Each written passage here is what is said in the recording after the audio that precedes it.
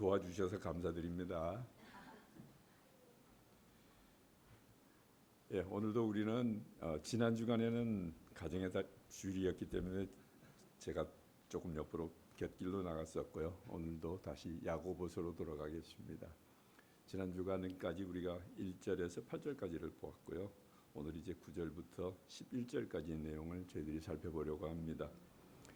말씀드렸듯이 야고보서는 실천적이고 윤리적인 성격이 굉장히 강합니다. 그래서 학자들 사이에서는 신약의 잠언이라고도 이름을 붙이기도 합니다. 특별히 그리스도인의 삶의 실천에 대해서 경각심을 많이 일으킵니다. 우리가 세상을 살아가는 사람들의 모습을 보면은 인간이기 때문에 어딘가에 자기의 우월감을 찾으려고 합니다. 그래서 그 우월감을 찾는 방법은 상대적인 비교를 통해서 나는 내 이웃보다 조금 나은 것 같고 나는 내 친구보다는 이런 면에서 조금 더 나은 것 같고 이렇게 우월감 속에서 참 살아갑니다. 이렇게 상대방을 평가하고 우월을 가리는 태도는 자칫 잘못하면은 오만감으로 이어져서 대인관계를 거리치게 합니다. 잘못하면 타인의 감정을 거슬리기도 합니다. 그러나 이러한 문제점이 있음에도 불구하고 우리는 이렇게 살아가고 있습니다. 오히려 이렇게 비교하는 것을 당연하게 생각합니다. 그래서 저는 요즘 한국 사람들 경연대회 좋아하죠. 특별히 음악 경연대회 같은 걸 즐깁니다. 저는 개인적으로 좀 즐기지 못하는 편입니다. 이기는 사람보다 지는 사람이 더 안쓰러워요. 하여튼 우리는 이런 사회의 정서 속에서 살아가고 있습니다. 그런데 우리 자랑한다는 것은 조금 더 자세히 설명해 보면은 결국은 내가 타인으로부터 인정받기를 원하는 심리가 그 안에 있습니다. 그런데 이 심리가 어떤 면에서는 긍정적인 면도 있습니다. 그런 우월감과 인정을 받음으로 인해서 우리는 좀 더 내 생활에 어떤 동기를 부여하게 됩니다. 모든 사람이 이 비교를 전혀 하지 않으면 어쩌면 사회는 점점 더 내려갈지도 모릅니다. 우리에게 필요합니다. 문제는 이런 우리의 감정을 어떻게 잘 활용하느냐가 중요합니다. 아마 특별히 바울이 이 내용을 썼을 경우에 초대교회는 분부의 격차가 아주 심했던 것 같습니다. 또한 예수 믿는 사람들이 주위 사람들로부터 대접을 좀 못 받았던 것 같습니다. 하여튼 우리의 좀 더 부정적인 면을 살펴보면 우리는 주로 가장 많이 자랑하는 것이 재력이죠. 집, 차, 건물, 심지어 여자분들은 가방, 옷, 머리 모양까지도 부의 상징입니다. 또한 주로 남자들이 많이 합니다. 학벌을 자랑합니다. 요즘 아이들은 서울에 있는 대학교 가는 것만 해도 대단한 벼슬을 한 것 같이 이야기합니다. 물론 미국에 있는 아이비리그까지 가면 더 좋겠죠. 그래서 SKY라 그러나요? 무슨 말인지 아시죠? 또 어떤 이들은 자신의 건강을 자랑합니다. 또 어떤 이들은 자기의 업적을 자랑합니다. 특히 선거철이 되면은 후보자들이 자기의 업적을 아주 포장을 해서 대단하게 자랑을 합니다. 또 어떤 경우에는 자녀들을 자랑합니다. 우리 아이는 이게 한 걸음 더 나가면은 사위나 며느리까지 자랑합니다. 그것도 부족하면 그 사위나 며느리의 집안까지 자랑합니다. 하여튼 이러한 자랑의 부정적인 면은 남들이 부러워하도록 지나치게 과시하여 눈살을 찌푸리게 하고 심지어는 나도 모르게 교만이 내 몸에 만들어지고 심지어는 이웃을 깔보는 경향까지 있습니다. 그러나 시간이 지나면 우리가 우상으로 삼았던 이 많은 것들이 쉽게 사라진 것을 깨닫게 되고 오히려 그 허무함에서 나오지 못하는 사람들의 모습을 우리가 볼 수 있습니다. 이런 현상에 대해서 사회학자들은 이렇게 표현합니다. 그들은 신앙이 없기 때문에 그런 허무한 것에 집중할 것이 아니고 이웃과 비교할 것이 아니고 자기 자신과 비교를 하라 그럽니다. 예를 든다면은 어제의 나와 한 달 전의 나와 10년 전의 나와 지금의 나를 비교하면서 거기서 동기부여를 가지라고 이야기합니다. 이게 사회학자들의 처방입니다. 그렇다면 우리 신앙인들은 어떻게 해야 할까요? 그래서 야고보는 이렇게 말합니다. 참 말이 좀 안 되는 소리입니다. 낮은 자는 높음을 자랑하라. 부한 자는 낮아짐을 자랑하라고 합니다. 세상의 기준과는 도저히 맞지 않는 이야기입니다. 그래서 우리는 오늘 말씀을 통해서 세 가지를 여러분들이 꼭 기억했으면 좋겠습니다. 하나님 나라의 가치관은 무엇인가? 그러면 성도는 무엇을 자랑하면서 살아야 되는가? 그리고 우리는 영원한 것에 삶의 중심을 두는 삶을 살아야 하는데 그 방법이 무엇인가를 찾아야 되겠습니다. 본문 9절에서 낮은 형제는 자기의 높음을 자랑하라고 기록되어 있습니다. 여기서 낮은 형제에 대한 이해를 우리가 좀 해야 될 것 같습니다. 그 당시 초대교회 당시에는 낮은 형제라는 게 무슨 뜻인가 하면은 게을러서 일을 하지 않고 자기 앞가림을 제대로 하지 못해서 생활이 어려운 사람들을 이야기하는 것이 아니고 여기에서 낮은 형제는 대부분의 경우는 소외된 사람, 억울한 사람을 의미했습니다. 그런데 이렇게 된 환경 속에는 초대교회는 그 가난한 성도들이 많았던 이유 중에 하나는 여러분들 한번 상상해 보시기 바랍니다. 수천 년 동안 하나님을 경배하던 유대교인들이 어느 날 청년 하나가 나타나서 이제 갓 서른 청년이 하나 나타나서 여러 가지 표적을 보이면서 예수라고 하면서 새로운 복음을 전합니다. 그전까지는 이에는 이 눈에는 눈으로 갚았는데 이제는 갑자기 이웃을 사랑하라 그러고 원수를 사랑하라 그럽니다. 이 새로운 풍조라고 할 수 있고 유행이라고도 할 수 있고 이 신앙의 형태를 따라가는 대부분의 사람들은 외롭고 가난한 사람들이었습니다.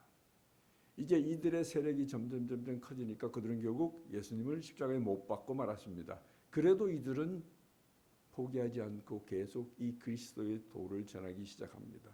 사회적인 압박이 많았습니다. 직업도 잃게 되고 핍박을 받고 사회에서 밀려나는 계층이었습니다. 이 사람들이 낮은 사람들이었습니다. 이런 사람들에게 야고보가 말합니다. 너희들 낮은 사람 아니야. 낮다고 생각하지 마라. 오히려 너희들이 높은 사람이라고 이야기를 합니다. 세상의 사람은 가치와 외모로 판단합니다. 돈이 많으면, 성공하면, 업적이 많으면 높은 사람이라고 봅니다. 그러나 하나님의 가치관은 다릅니다. 예를 들어 사무엘상 16장 7절에서는 여러분들 기억하실 겁니다. 사울이 왕 노릇을 제대로 못해서 하나님이 포기를 하셨습니다. 그리고 새로운 왕을 구하려고 다윗을 왕으로 세우기 위해서 사무엘을 보냅니다. 사무엘이 그 가정에 갔을 때 여러 형제들이 그 앞을 지나갑니다. 그랬을 때 사무엘이 보고는 이만하면 왕의 제목이 되겠구나 하고 마음에 들어 했습니다. 그랬을 때 그 모습을 보고 하나님이 사무엘을 꾸중하십니다. 사람은 외모를 보거니와 나 여호와는 중심을 보느니라. 선지자 사무엘조차도 왕을 선택하는 아주 중요한 과정에 있었으면서도 실수하는 모습을 보여줍니다. 우리 인간은 이럴 수밖에 없습니다. 그러나 하나님은 강조하십니다. 믿음, 순종, 거룩함과 같은 하나님과의 관계를 통해서 그 사람의 높고 낮음을 결정하십니다. 자, 그렇다면 본문에 낮은 형제의 높음은 과연 무엇일까요?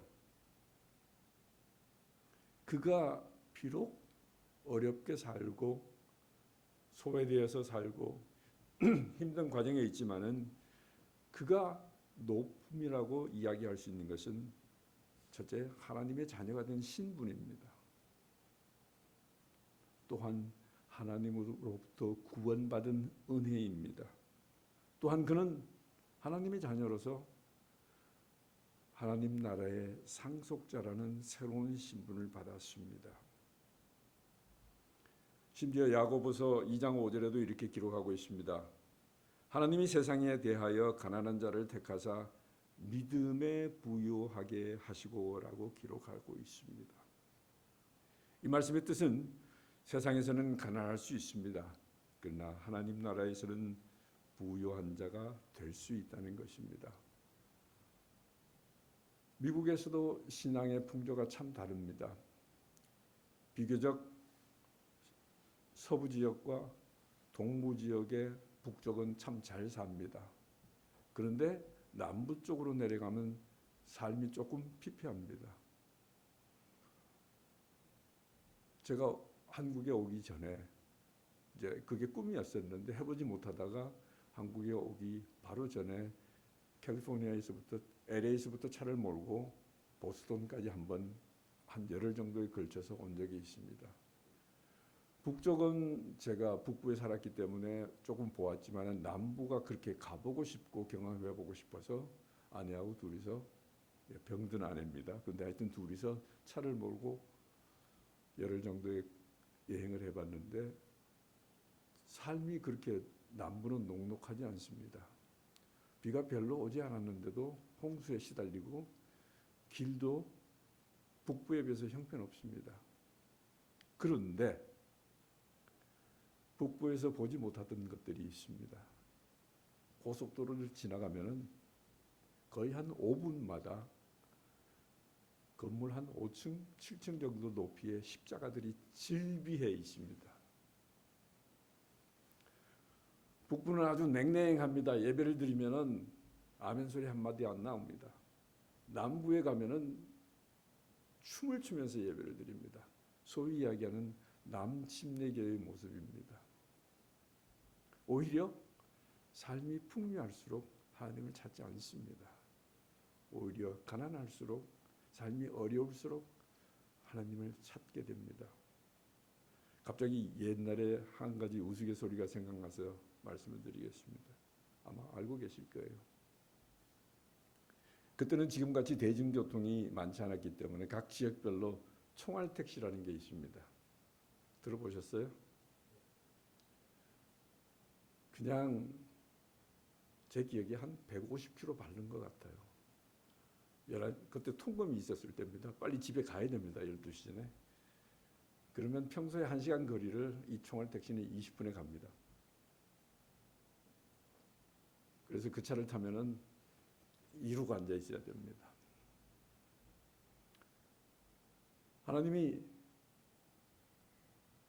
목사가 죽어서 하늘나라 가면은 잘 겉들도 보지도 않는답니다. 그 좋은 교훈들을, 그 성도들을 도대체 어떻게 그렇게 형편없는 말씀을 전해서 예배 시간에 다 졸게 만들었다고 아주 하나님의 질책이 크시됩니다. 근데 하나님께서 이 통할택시 운전수가 오면은 그렇게 반가워한답니다. 이윤즉슨 그들의 생사가 달려 있으니까 아버지 하나님 주여 살려주세요. 그냥 웃고 넘길 이야기가 아닙니다. 우리가 풍요로울수록 하나님을 덜 찾게 됩니다. 정말 10년 전에 여기 왔지만 깜짝 놀랐습니다. 이렇게 풍요로운 줄 몰랐어요. 제가 40년 살면서 여기 거의 와보지 않았습니다. 와도 한 이틀 있다가 가고 그랬습니다. 그런데 여러분들 형편 아시죠? 장로님 계시니까 잘 아시겠죠. 교회가 커갈수록 주일학교가 없습니다. 300명, 500명 교인에 중고등부가 5명 겨우 있습니다.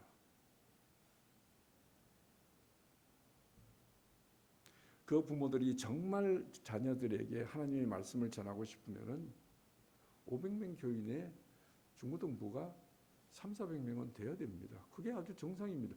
내가 진실로 하나님의 말씀이 귀하고 내 자녀에게 줄 유산이 이것이라고 생각한다면은 주일날 하루만큼은 그들로 하여금 성수하게 할 수 있습니다. 그러나 그들의 마음속에는 그 관심보다는 그 500명의 모인 교인들의 머릿속에는 아까도 말씀드렸듯이 인서울을 해야 되겠고 SKY를 가야 되겠습니다. 그러니까 그 아이들의 대답이 장래 희망이 뭐냐니까 목 좋은 곳에 상가 하나 얻어서 임대료 받고 살고 싶은 게 그들의 인생 목표랍니다.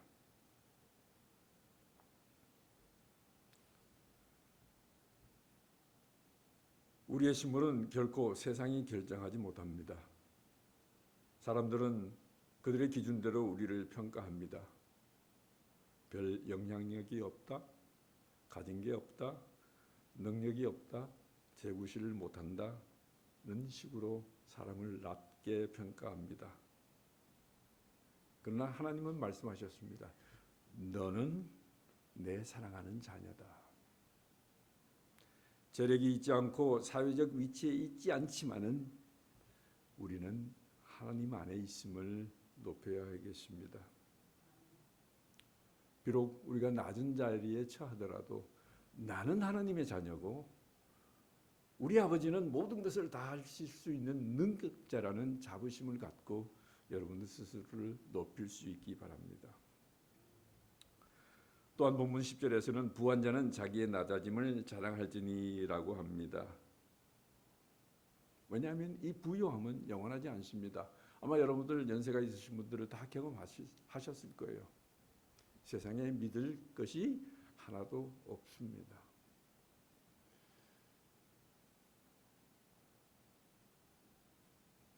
그 이야기 잘 아시죠? 초등학생이 아버지 따라 목욕탕에 갔다가 아버지가 목욕탕에 물에 들어가면서 어우 시원하다 하니까 아들이 그래? 하고 뛰어들었다가 그 아이가 한 말이 뭐죠? 세상에 믿을 없다. 사실입니다. 사람의 처지가 다르고 자기의 판단 기준이 다 다르기 때문에 내가 믿고 의지할 수 있는 대상은 이 세상에 아무도 없습니다. 우리가 오로지 믿고 자랑해야 될 것은 영원한 생명을 가진 영원한 소망을 주시는 하나님 아버지입니다. 야고보는 인생을 11절에서 풀의 꽃과 같다고 이야기했습니다. 꽃은 아름답습니다. 참 많이 놀랐습니다. 최근에 주위의 사람들 보니까 꽃 구경 안 가면은 이게 범죄한다고 생각하는 것 같아요. 길을 쓰고 꽃을 그렇게 보러 다니더라고요. 저는 조금 이해가 안 갑니다. 하여튼 꽃이 아름답습니다. 그렇지만은 그 꽃도 지게 되고 젊음도 지나가고 결국 건강도 사라지고 재물도 없어질 것입니다. 그래서 여기서 바울이 이야기하는 것은 부요함에 처해 있더라도 하나님 앞에서 겸손해야 한다는 것입니다. 성경은 부 자체를 죄라고 이야기하지 않습니다. 좋습니다. 부가 있어야 우리가 교회를 섬길 수도 있고 여러 가지 하나님의 일들을 할 수 있습니다. 필요합니다. 있어야 합니다. 열심히 일해야 되고 모아야 합니다. 그런데 부를 의지하는 마음을 가져서는 안 됩니다. 지금 내 통장에 10억이 있어도 그 10억 내 것이 아닙니다. 오해하지 마시기 바랍니다. 그거 하나님이 맡겨 놓으신 겁니다. 대단한 아들이 있고 좋은 학교를 다니고 장래가 촉망되지만 그 아들 내 아들 아닙니다. 우스갯소리 있죠? 시어머니가 자기의 아들이라고 생각하는 착각을 하면서 산다고 그러더라고요. 며느리의 남편인데 내 아들이라고 착각하면서 살면 안 된다고 그러더라고요. 세상에 믿을 것이 아무도 없습니다. 우리는 첫째 부를 의지하는 마음을 버려야겠습니다. 그리고 자기가 이뤄놓은 많은 업적들이 내 능력으로 됐다고 생각하는 사람들이 참 많이 있습니다. 결코 그렇지 않습니다. 그런 교만을 버려야 합니다.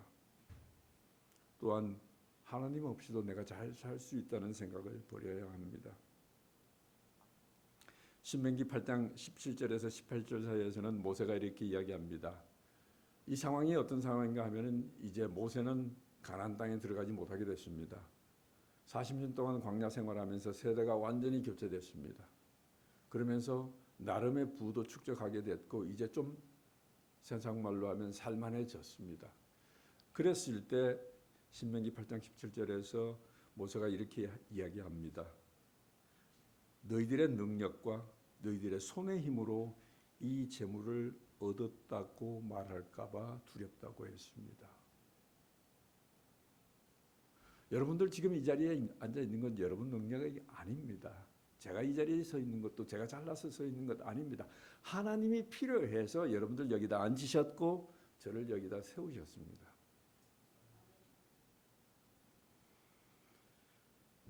그들의 풍요로움이 하나님의 축복인 것을 잊어버리고 자신의 능력인 줄로 오해할까 봐 미리 경고한 모세의 경고였습니다. 사람은 참 특이합니다. 부유해질수록 풍요로울수록 하나님을 잊기 쉽습니다. 그래서 이 낮아짐을 자랑하라는 것은 부유해질수록 자기 자신을 점검하고 돌아보고 낮은 마음을 가지려고 노력하라는 것입니다. 우리 모두는 하나님 앞에서 그저 하나님이 주시는 은혜로 살아가는 존재입니다. 우리가 우리들끼리 조금 더 낫고 못한 우월감을 찾는 것은 마치 아마 도토리가 키를 재는 것이라고 해도 과언이 아닐 것입니다. 잘 살아봐야 얼마나 잘 살며 잘 먹어봐야 얼마나 잘 먹습니까? 결국 한평생입니다.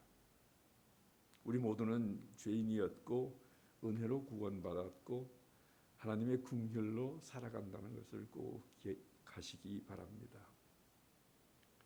아무리 가진 것이 많아도 우리 스스로 생명을 지킬 능력은 없습니다. 우리가 아주 흔하게 쉽게 생각하는 공기와 물이 없다고 한번 생각해 보세요. 아무리 석학이고 아무리 예지력이 있는 사람이라고 하더라도 1시간 뒤에 내일 일을 우리가 모르고 살아갑니다. 그래서 우리 성도는 결코 교만할 수 없고 낮은 자세로 살아야 할 것입니다. 세상은 남보다 높아지라고 하고 남보다 더 많이 가지려고 하고 주위 사람보다 더 성공해야 내가 편안하다고 느낍니다. 그러나 예수님의 말씀은 전혀 다르죠. 분명히 마태복음에서 산상수훈에서 이렇게 말씀하셨습니다. 너희 중에 누구든지 크고자 하거든 너희를 섬기는 자가 되고 너희 중에 누구든지 어뜸이 되고자 하는 자는 너희의 종이 될 때 너희가 어뜸이 될 수 있고 크게 될 수 있다고 합니다. 섬기는 자가 크고 겸손한 자가 높아집니다. 그 실체를 예수님께서는 스스로 보여주셨죠. 오히려 자기를 비워 종의 형체로 오셨고 자기 몸을 드리기까지 하나님께 순종하는 모습을 드렸습니다. 그래서 그 결과가 어떻게 됐습니까? 지금 세계 인류가 한 80억 정도로 생각하고 있습니다. 그 가운데 26억, 한 33% 정도가 예수님을 믿고 따르고 있습니다. 이제 우리는 무엇을 자랑해야 할까요? 다른 말로 표현하면 그러면 우리는 무엇을 추구하면서 살아가야 할까요? 어디에다가 우리의 생활에 가장 우선순위를 두어야 할까요? 답이 예레미야서에 있습니다. 9장 23절에서 24절 사이에 이렇게 기록하고 있습니다. 나 주가 말한다. 하나님이 예레미야를 통해서 이렇게 하시는 말씀입니다. 지혜 있는 사람은 자기의 지혜를 자랑하지 말아라. 용사는 자기의 힘을 자랑하지 말아라. 부자는 자기의 재산을 자랑하지 말아라. 오직 자랑하고 싶은 사람은 이것을 자랑하라. 하나님이 나를 아는 것과 나주가 긍휼과 공평과 공의를 세상에 실현하는 하나님인 것과 하나님이 그런 분인 것과 내가 이런 일 하기를 좋아하는 것과 깨달아 알만한 것을, 그런 지혜를 너희가 가졌다면, 하나님이 어떤 분인가를 너희가 깨닫기 시작하고 그것을 깨달을 수 있는 지혜를 너희들이 가졌다면은 그 지혜를 자랑하라고 했습니다. 니들이 자랑할 거 아무도 없어. 내가 어떤 사람인지, 내가 무엇을 좋아하는지, 내가 어떤 식으로 너희들에게 요구를 하는지를 너희들이 알아들을 만한 지혜를 가졌다면은 그 지혜를 자랑하라고 했습니다. 결국 우리가 이 세상 살면서 추구해야 될 것은 높고 낮고가 문제가 아니고 하나님을 조금이라도 알아가는 지혜를 키워나가는 것, 그것이 너희들이 추구해야 될 일이고, 만약에 오늘의 깨달음이 어제보다 좀 더 나아져서 하나님의 어떤 다른 면을 내가 발견했다면 그것을 자랑하라는 것입니다.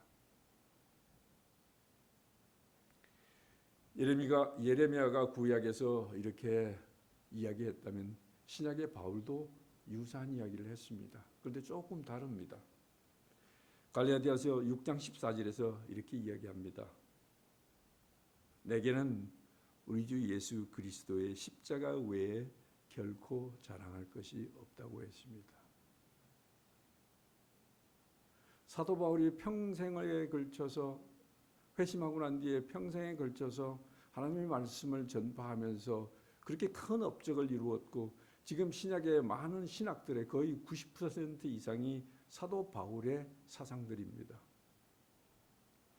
그랬던 바울이지만 그가 한 말은, 난 자랑할 거 아무것도 없어. 예수님의 십자가만 나는 자랑할 거야.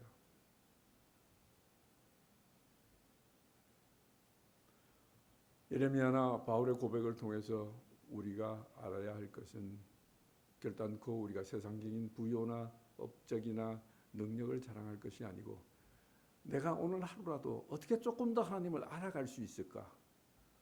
내가 깨우치지 못했던 하나님의 사랑을 좀 더 알아가고 은혜를 깨우칠 때, 그것이 내가 해야 할 자랑입니다. 그리고 우리 주위에서도 환경이나 주위의 상황으로 내 자신을 판단하지 마시기 바랍니다. 내가 어떤 처지에 있고, 내가 어떤 어려움이 있고, 그것 때문에 내가 지금 아주 낮은 사람이라고 스스로 자학하지 마시기 바랍니다. 우리가 아무리 곤경에 처해 있더라도 내가 하나님을 알고 그분 안에 있으면 나는 아주 존귀한 존재입니다. 세상에서 인정받는 가치는 시시각각으로 변합니다. 그러나 하나님은 영원하시고 하나님의 가치도 영원합니다. 우리의 믿음도 영원한 하나님 위에 세워져야 할 것입니다. 말씀을 정리하겠습니다. 야고보는 말씀 가운데 오늘 우리에게 묻습니다. 당신은 무엇을 자랑하고 살고 있습니까? 당신은 어떤 것에 자부심을 가지고 있습니까? 나는 건강해? 나는 자녀가 대단해? 나는 좋은 집에 살고 있어? 나는 좋은 차를 가지고 있어가 아닙니다. 세상의 자랑들은 풀과 꽃과 같습니다. 잠시 아름답지만 곧 사라집니다. 그러나 하나님의 자녀가 된 나의 신분, 예수 그리스도의 은혜, 하나님 나라의 소망은 영원할 것입니다. 그러므로 낮은 자는 하나님 안에서 높아진, 하나님으로부터 받은 높아진 은혜를 자랑하고, 부한 자는 하나님 앞에서 겸손하게 낮아짐을 자랑하시기 바랍니다. 우리 모든 성도는 바울의 고백과 같이 십자가의 은혜를 자랑하는 삶을 살아야 할 것입니다. 세상 기준이 아닙니다. 하나님 나라의 기준으로 자신의 처지와 상태를 돌아보시기 바랍니다. 그리고 아무리 어렵더라도 내가 하나님의 자녀고 나의 신분이 확실한데 감사하지 않을 수 있겠습니까? 그리고 내가 가진 것이 혹시 있다면 그 삶 속에 겸손과 감사가 있는지를 점검하시기 바랍니다. 그리고 오늘 하루도 한 주간도 이 생각을 실천하는 삶이 되시기를 예수님의 이름으로 축원합니다. 기도드리겠습니다.